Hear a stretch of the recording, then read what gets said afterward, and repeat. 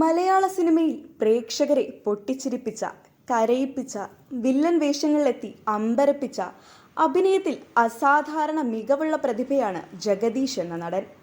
നായകനായും വില്ലനായും സ്വഭാവ നടനായും ലഭിച്ച വേഷങ്ങളിലെ അതിഗംഭീരമായ അഭിനയ മികവ് കൊണ്ട് തൻ്റേതായ വ്യക്തിമുദ്ര പതിപ്പിച്ച അനശ്വരനായ കലാകാരൻ.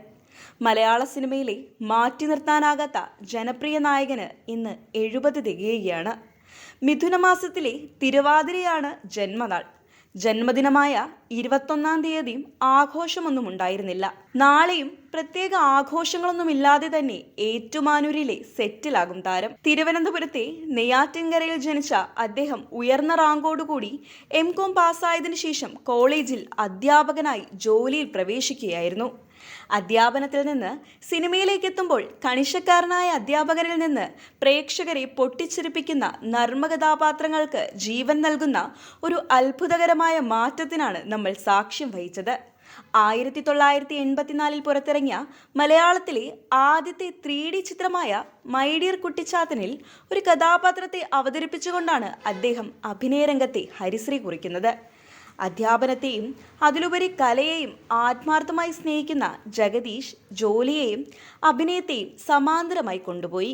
1990 പുറത്തിറങ്ങിയ ഇൻ ഹരിഹർ നഗറിലെ അപ്പുക്കുട്ടൻ എന്ന ഹാസ്യ കഥാപാത്രം അങ്ങേയറ്റം ജനസ്വീകാര്യതയാണ് നേടിയത്. അബദ്ധങ്ങൾ മാത്രം ചെയ്യുന്ന ഒരു കഥാപാത്രമാണ് അപ്പുക്കുട്ടൻ. ഇപ്പോഴും ചർച്ച ചെയ്യപ്പെടുന്ന ഇത്രയധികം ആരാധകരുള്ള കഥാപാത്രമാണ് അപ്പുക്കുട്ടൻ. അപ്പുക്കുട്ടന് കിട്ടിയ സ്വീകാര്യത അദ്ദേഹത്തെ തിരക്കുള്ള നടനാക്കി മാറ്റിയെടുത്തു. അതുകൊണ്ട് തന്നെ അധ്യാപന ജീവിതത്തിൽ നിന്ന് താൽക്കാലികമായി അവധിയെടുത്ത് മുഴുനീള സിനിമാ നടനായി ജീവിതം പരിവർത്തനം ചെയ്തു. അദ്ദേഹം ചെയ്ത കഥാപാത്രങ്ങൾ മലയാളികൾക്ക് ഒരിക്കലും മറക്കാനാവാത്തതാണ്. 90കളിലെ സിനിമകളിലെ നിറസാന്നിധ്യമായി തിളങ്ങി നിൽക്കുകയായിരുന്നു ജഗദീഷ് എന്ന അതുല്യ നടൻ.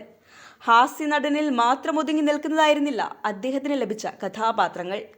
നായകനായി എത്തിയ സിനിമകളിലൊക്കെ തന്നെ അസാധാരണമായ പ്രകടനം അദ്ദേഹം കാഴ്ചവെച്ചിട്ടുണ്ട്. 1992 പുറത്തിറങ്ങിയ ഗൃഹപ്രവേശം അത്തരത്തിലുള്ള സിനിമയാണ്. അപ്രതീക്ഷിതമായ ജീവിതത്തിൽ നേരിടേണ്ടി വരുന്ന സാഹചര്യങ്ങളുടെ സമ്മർദ്ദം അനുഭവിക്കേണ്ടി വരുന്ന ഒരു ചെറുപ്പക്കാരൻ്റെ കഥയാണ് ഈ ചിത്രം പറയുന്നത്.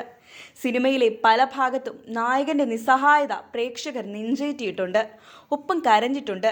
സിനിമ ശുഭമായി പര്യവസാനിക്കുമ്പോൾ മാത്രമാണ് കാണികളും സന്തോഷിക്കുന്നത്. ഭാര്യ, സ്ത്രീധനം തുടങ്ങിയ ചിത്രങ്ങളിലും അസാധാരണമായ മികവ് അദ്ദേഹം കാഴ്ചവെച്ചിട്ടുണ്ട്. ചിരിപ്പിക്കുകയും കരയിപ്പിക്കുകയും ചെയ്തെങ്കിലും 2024 പുറത്തിറങ്ങിയ മാർക്കോ എന്ന ചിത്രത്തിലെ ക്രൂരനായ വില്ലൻ കഥാപാത്രത്തിലൂടെയാണ് മലയാളികൾ ജഗദീഷിനെ കണ്ടത്. അതും ആ കയ്യിൽ ഭദ്രമായിരുന്നു. കണ്ണിൽ പോലും പ്രതിഫലിക്കുന്ന ക്രൂരത. അത്രയും മനോഹരമായി ഒരു വില്ലന് വേണ്ട ചേരുവകളെല്ലാം ചേർത്ത് അസാധ്യ വില്ലനായി മാറി. സ്വഭാവ നടനായി തിളങ്ങുന്ന ജഗദീഷ് ചെയ്തു വയ്ക്കുന്ന കഥാപാത്രങ്ങളൊക്കെ എക്സ്ട്രാ ഓർഡിനറിയാണ്.